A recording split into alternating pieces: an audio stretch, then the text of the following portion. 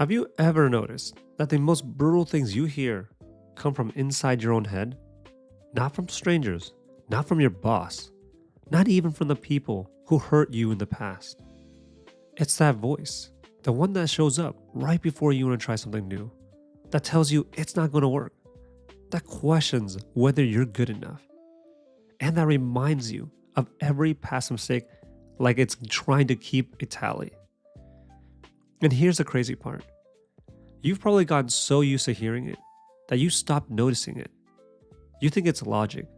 You think it's being realistic. But that voice, that critic, it's not truth. It's a story. It's a fear-based, outdated survival strategy that your nervous system put on repeat. And if you don't start challenging it, it's going to run your life. It'll sabotage your confidence. It'll shrink your goals. It'll gaslight you into thinking you're just being humble, when really, you're being held hostage by your own thoughts. Welcome back to Hard Truths, the podcast where we cut through the noise, challenge the way you think, and talk about what's actually holding you back. And today, we're going deep on a voice that almost no one questions, but everyone listens to. We're talking about that inner critic, that relentless, invisible force that's been shaping your choices, your self-worth, and your identity without you even realizing it. Because here's the truth. Your inner critic isn't a personality trait. It's a pattern. And patterns can be rewritten. So let's get into it. Let's go back. Not to your last failure. Not to your most recent spiral. Further. Back to when you were a kid. When you got told to be quiet, try harder, or stop crying.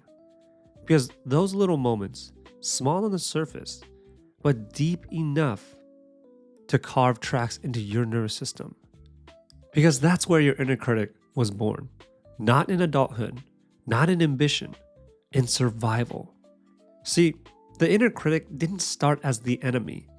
It started as a protector, a nervous system adaptation, a guard dog that barked to keep you from getting hurt. So the first time you got laughed at for saying the wrong thing in class, your brain said, never speak up like that again. How about the moment your parents praised your sibling and ignored you? Your brain said, you're not enough. You have to prove yourself. The second you felt unwanted, overlooked, criticized, that inner voice started whispering, let me protect you from that again. It wasn't malicious. It wasn't cruel. It was just doing its job. But here's the hard truth.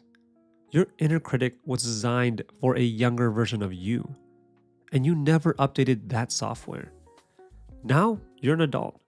You have goals, a voice, a mission, but you're still running old code, still obeying the same emotional reflex that formed when you were 8 years old. And the problem isn't that the voice is there. The problem is you keep trusting it. You think it's protecting you from failure, but it's really protecting you from growth. And the longer you let it go unchecked, the more you'll mistake that voice for your identity. This is where we start doing the real work. Because if you don't know where your critic came from, you'll never be able to challenge what it says. So let's just stop pretending it's just how I am. See, your inner critic isn't who you are. It's who you learned to be when you didn't feel safe being yourself. And now that you are safe, it's time to unlearn it. See, once that voice is installed, it doesn't stay quiet. It evolves. And over time, it gets smarter. It stops sounding like shame and starts sounding like strategy. It tells you to be realistic. It praises you for playing it safe. It wraps self-sabotage in language of discipline. Think, I'm just being honest with myself. Or, I don't want to get my hopes up. How about, I'm not ready yet? Does that sound familiar? See, your inner critic isn't just mean. It's manipulative. Not because it's evil, but because it's terrified. And fear will use any language it can to keep control. This is why you can be incredibly smart, talented, and driven, and still feel stuck. Because intelligence does not cancel out the inner conflict, and success doesn't silence a voice you've never confronted. In fact, the more pressure you're under, the louder the critic gets. It'll make you overthink every move. It'll convince you that your value is in how perfect or productive you are. It'll celebrate you for burning out and punish you for resting. And the craziest part, it'll have you thinking that kind of pressure is normal, that it's necessary, that it's what makes you driven. But here's the truth, that's not ambition. That's internalized fear, dressed up in ambition's clothing. And the longer you let that voice go unchecked, the more you'll equate high anxiety with high standards. But high standards don't scream. High standards don't berate. High standards don't come from self-hate. See, you can hold yourself accountable without tearing yourself apart. And until you make that shift, you're not chasing growth. You're just avoiding punishment. And here's another trick it plays. It gets you to judge yourself before anyone else has the chance to.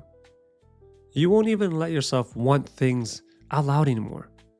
You cut yourself down in private so no one else can cut you down in public. That book idea you never started? It's probably not a good idea. That job you never applied for? They'd never pick someone like you anyways.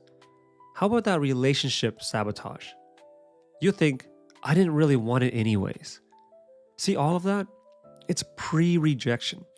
You reject yourself to avoid the risk of someone else doing it. It's the ultimate defense mechanism, and it works, but only short term. Because the price you pay is your aliveness. You never risk, you never fail, but you never grow. So, you never live. And this voice is sneaky. Because sometimes it doesn't sound negative at all. It sounds like rationality. It tells you, don't get too excited, or don't aim too high.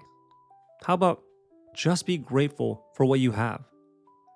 But it's not realism. It's fear trying to sound reasonable. And that's the hardest part. Because when fear wears a suit and speaks calmly, you call that wisdom. But you see, real wisdom, it leaves room for hope. It challenges you to grow, to stretch, to trust yourself enough to simply try. So if that voice inside never leaves room for hope, it's not wisdom. It's just a scared part of you trying to stay safe. And if you don't question it, you'll obey it. And if you obey it long enough, you'll look back one day and realize you never really lived your own life. So let's start talking about pushback. See, there's a moment. It doesn't always come with fireworks. There's no standing ovation, no finish line.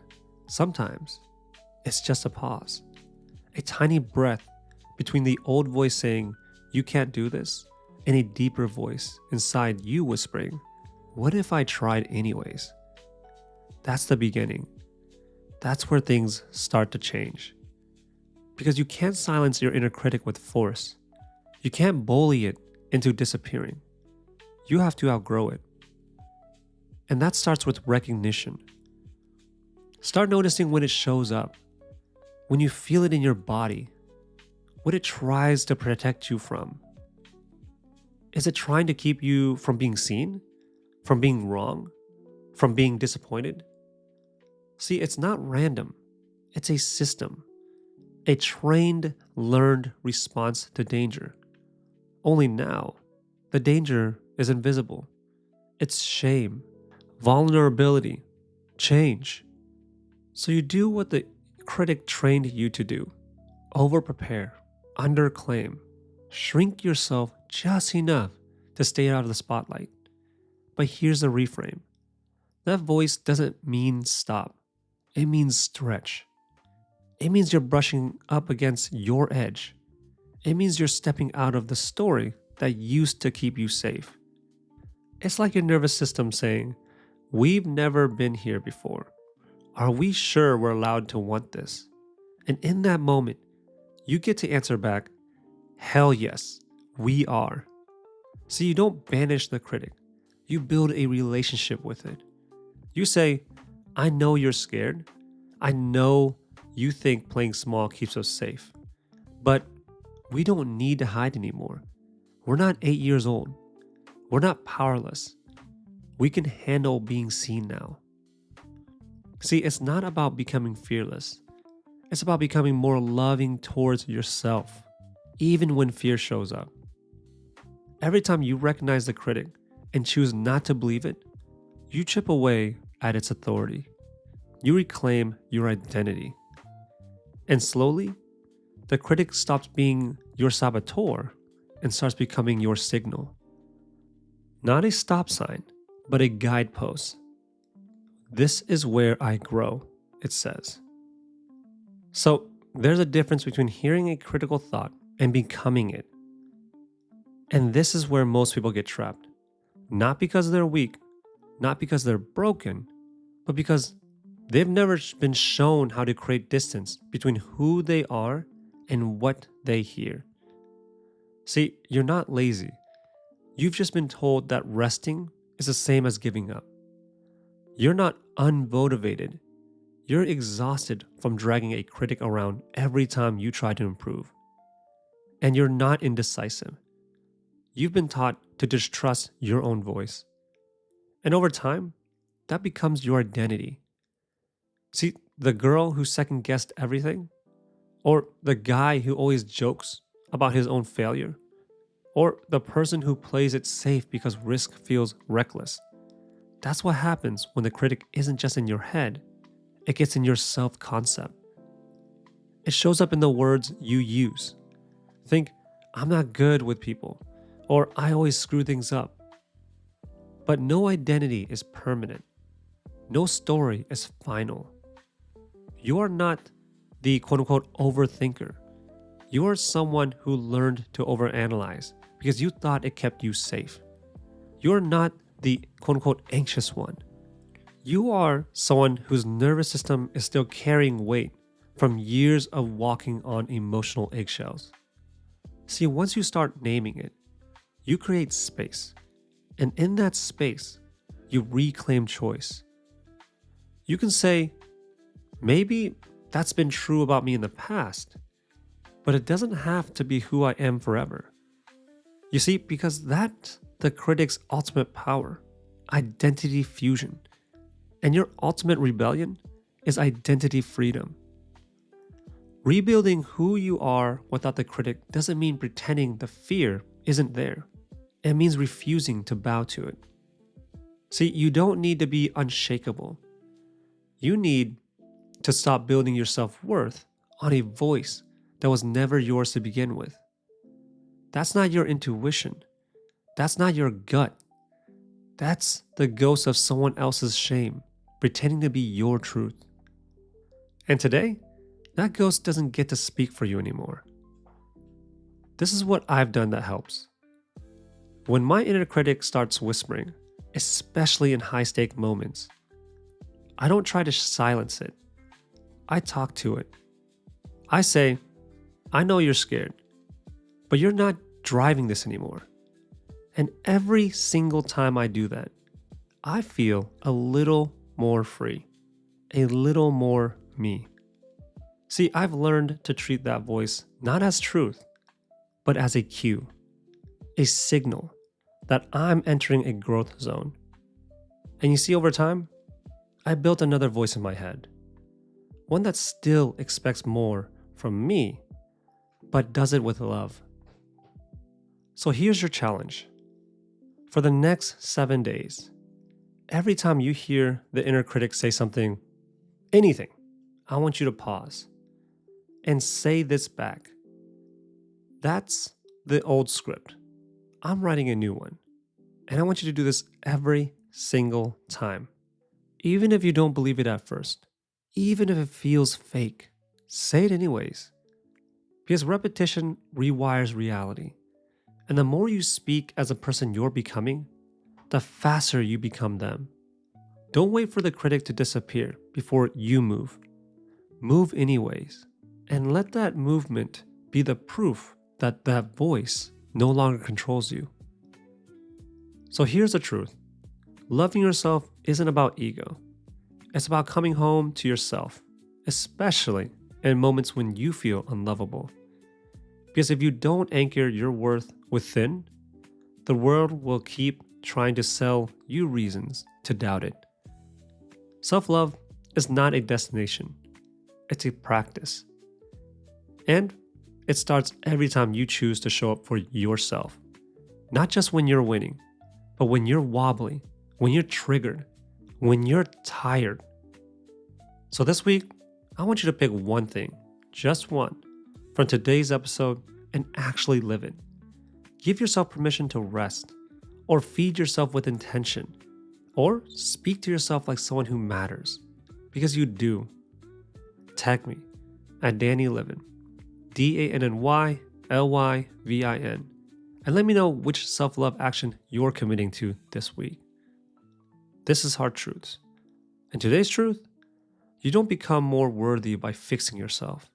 You build a better life by learning to love the version of you that's already trying. I'll catch you in the next one. Take care.